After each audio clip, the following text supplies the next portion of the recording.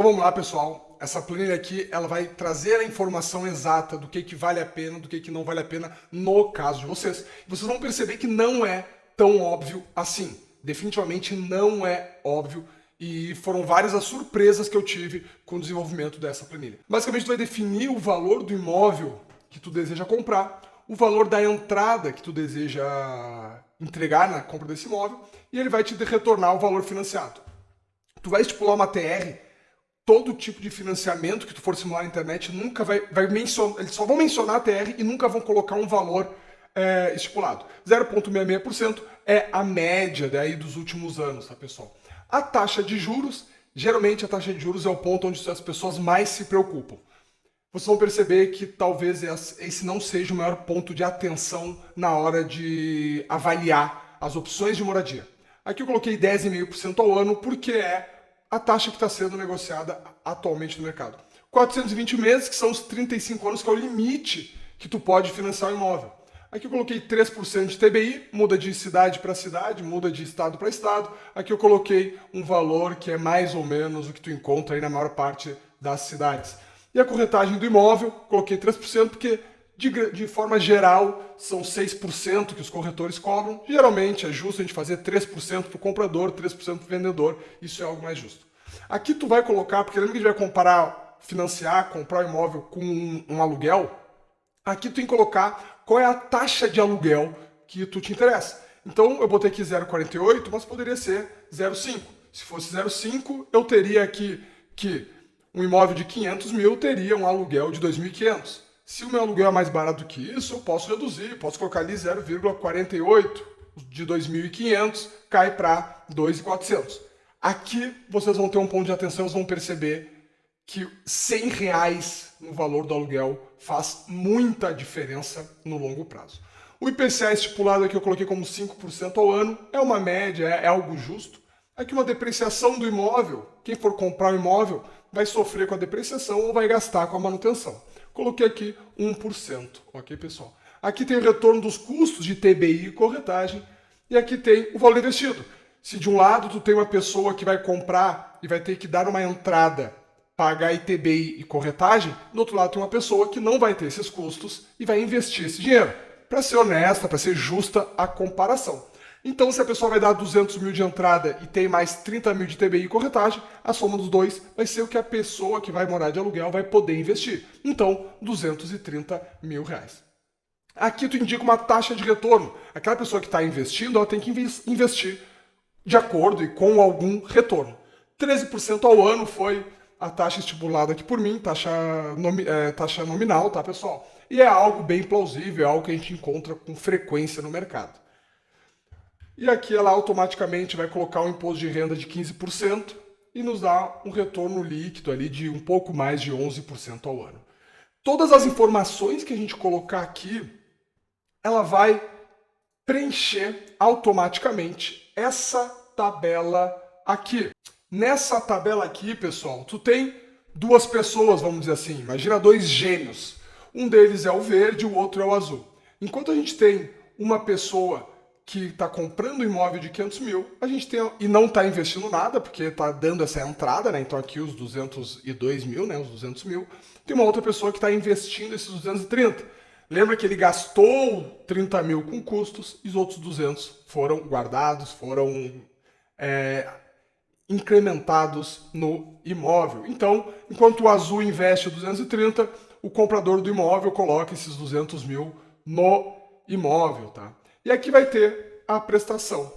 A gente fez aqui num sistema SAC, né? Então vai reduzindo o valor da parcela. Então começa em 3.222, 3.218, 3.214 e vai caindo até o final. E o saldo devedor vai reduzindo junto e o valor do imóvel vai sendo corrigido pela sua valorização. A gente não pode esquecer que imóveis sim se valorizam com o tempo. Eu fiz um estudo bem longo e até apresentei na live de terça-feira.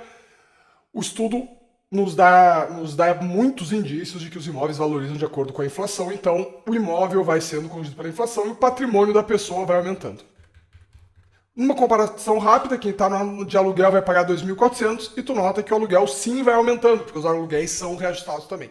Então essa tabela, ela avalia todas as informações existem quando tu vai comprar um imóvel ou alugar um imóvel, tá, pessoal? Essa foi a tabela mais completa que eu já vi. Essa tabela aqui me tomou quase 4, 5 anos para ficar pronta nesse modelo.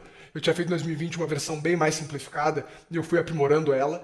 Então, essa tabela aqui, tu coloca os dados e ela te responde qual é a melhor opção para ti na tua realidade. Voltando ali para a aba em que a gente informa os dados, a gente tem ali a tabela e toda a informação que a gente tiver alimenta esse gráfico que daí nos dá a resposta do que vale mais a pena no exemplo, se é alugar ou comprar o imóvel, tá, pessoal? Tem pontos de atenção que eu quero trazer para vocês. Quais são esses pontos? Vamos olhar para o gráfico e vamos olhar também para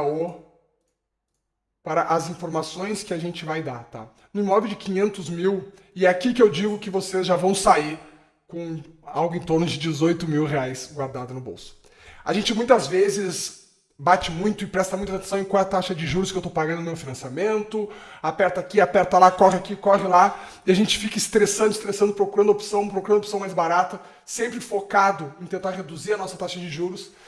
E reparem comigo, mantendo tudo constante, eu estou aqui com uma taxa de juros de 10,50% ao ano. Se eu colocar 11% ao ano, praticamente não muda o meu gráfico, concordam? Se eu colocar 12% ao ano, praticamente não muda o meu gráfico. Se eu colocar 13%, 12,5% ao ano, praticamente não muda o meu gráfico. Vou voltar para o 10,50, tu nota que praticamente não mudou o gráfico, mas eu vou alterar uma coisa. Ao invés de eu ter uma taxa de aluguel de 0,48% do valor do imóvel, que foi mais ou menos o valor que a gente estipulou ali, eu vou colocar 0,55% na taxa de aluguel. Já mudou completamente o meu gráfico e automaticamente já parou de fazer sentido eu alugar o imóvel e começou a ser mais vantajoso eu comprar o imóvel. A gente pode ficar estressando aqui cenários e esse é um exercício legal de fazer. Então, ok, 0,55 vale mais a pena comprar. E se for 0,54? Opa, 0,54 a gente já chega quase que numa situação idêntica, onde, entre aspas, tanto faz. Aqui pela minha tabela, se eu comprar o imóvel, eu vou chegar lá na frente com 1.973.000 de patrimônio, e se eu alugar, eu vou chegar com 1.918. Então, estou chegando muito perto.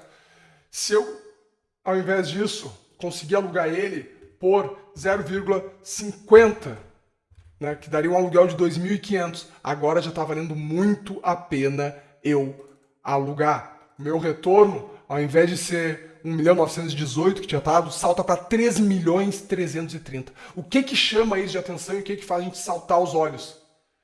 Guardem esse número, tá? Se a gente alugar esse imóvel por 2.500 por mês, lá na frente tu vai ter 3.333.000. Ok? 3.333.000. Se tu alugar esse imóvel por 2.400, então a gente só pediu um desconto de R$100 no aluguel. Muitas vezes a gente vai negociar e o proprietário do imóvel fala pra gente, né? Vocês preferem 30 dias de carência ou um desconto no aluguel? E a gente meio que escolhe ali o que nos vem na cabeça. Muitas vezes a gente opta pela carência de 30 dias para começar a pagar, porque parece que faz mais sentido num primeiro momento eu economizar esses 2.500. Mas olha a diferença, você lembra que se meu aluguel fosse 2.500 de início, eu teria um patrimônio de 3.333.000, né? Se eu consigo baixar R$100 no valor do meu aluguel, o meu patrimônio de 3.333.000 salta para 4.040.000 reais. A gente está falando de praticamente 700 mil reais de diferença no longo prazo. Tá, Matheus, mas esse valor no longo prazo é lá na frente e a valores de hoje, quanto é que é isso? Se tu pegar uma taxa de 13% ao ano, que é a taxa que a tabela está atualizando os valores, e tu colocar hoje 18 mil reais, em 35 anos tu tem os 700. Então, trazendo esses 700 mil reais a valor presente, se tu consegue reduzir o teu aluguel em R$ 100, tu tá economizando, trazendo ao valor presente, R$ 18.000.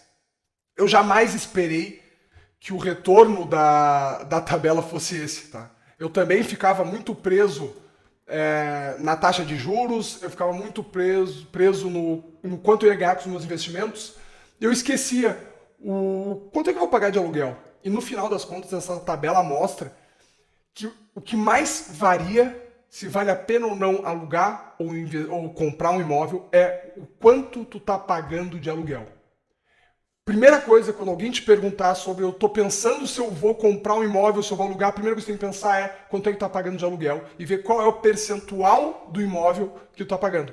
Se teu imóvel vale 500 mil e tá pagando 2.400, 2.500 por mês, tu tá pagando algo perto de 0,5.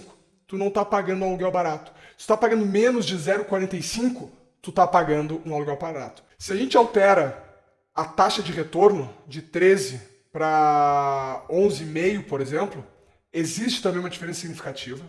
Se a gente troca para 12, tu vê que a gente já volta a valer a pena alugar.